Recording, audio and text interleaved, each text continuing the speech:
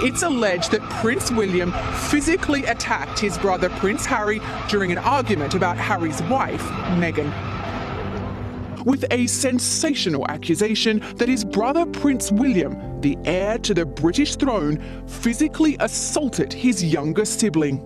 There's a lot to be discussed, and I really hope that they are willing to sit down and talk about it. Now, obviously, that's tricky, not only for their own relationship, but the monarchy as a whole, because William and Kate are very much seen as the future. Much has been said by Harry and Meghan about them being compared to the couple unfavourably by the media, and this idea that it was William and Kate who helped to push them out of the monarchy. There's a lot that can happen between now and then. One wonders what more is left to say after the couple produced that Netflix documentary, which has been watched by millions over the Christmas period. We've now got Spare to come. As you say, it's January the 10th that it's due out. And it's going to be, again, a bombshell, because apparently it is particularly critical of Prince William, the Prince of Wales. Invited to the coronation, will you come? The door is always open. The ball is in their court.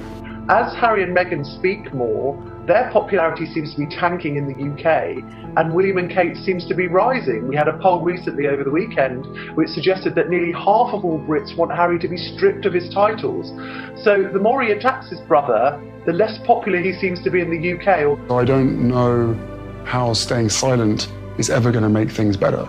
Your brother say to you, Harry, how could you do this to me? After everything we went through, wouldn't that be what he would say? He'd probably say all sorts of different things. Do you still believe in the monarchy? Yes. Do you believe you'll play a part in its future? I don't know. But the accusation will be, here are you invading the privacy of your most nearest and dearest without permission. That'll be the accusation. That would be the accusation from the people that don't understand or don't want to believe that my family have been briefing the press. I was being fed to the wolves. And it seems as if he's not going to take aim just at William, actually. He's also apparently, according to the Sunday Times, going to launch quite a broadside at Kate. So let's see how that goes down. So the more he attacks his brother, the less popular he seems to be in the UK, although how his standing fares in Australia or indeed the US remains to be seen. King Charles has reportedly fared better than expected. Is this a sign that things are easing with that generation of the monarchy? It could be the fact that actually it's a bit more difficult, as was the case with Queen Elizabeth II, to criticise a monarch, because people are quite protective of the king now. They might not have cared as much about Charles when he was Prince of Wales, but now he's king, he's kind of considered by people who support the monarchy as their king.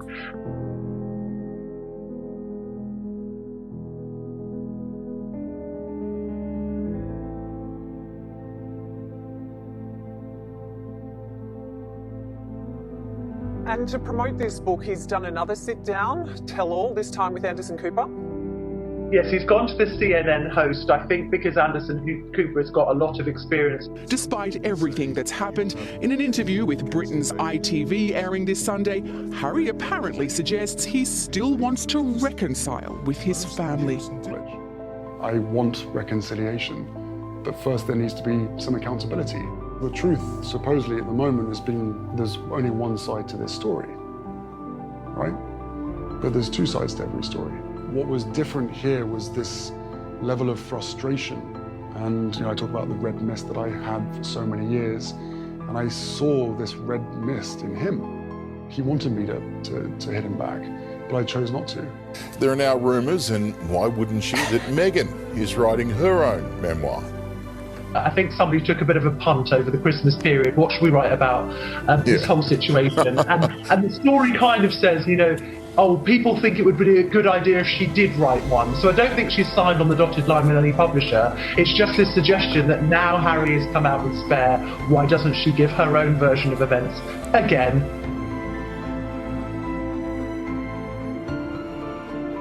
There's a fair amount of drugs, marijuana, magic mushrooms, cocaine. I mean, that's going to surprise people. But important to acknowledge. I think he's wrong when he says in his book that insurgents were seen just as being virtually unhuman, subhuman perhaps, and just as chess pieces to be knocked over. That's not the case at all. And it's not the way that the British Army trains people, as he claims. The British Army trains their soldiers to obviously differentiate between civilians and military and fighters, really. But fighters are also to be treated with respect. You know, he himself is under threat, already under threat for his own security. And I think by resurrecting it in quite such stark terms now, I think what that does is to undermine his own security, which we know he's very concerned about. As I say, it kind of inflames old feelings of revenge that might have been forgotten about, or might not have been actually so starkly grabbed. There's no doubt about it, there are people in the world today who will already have seen this and be thinking about, we'll get him back.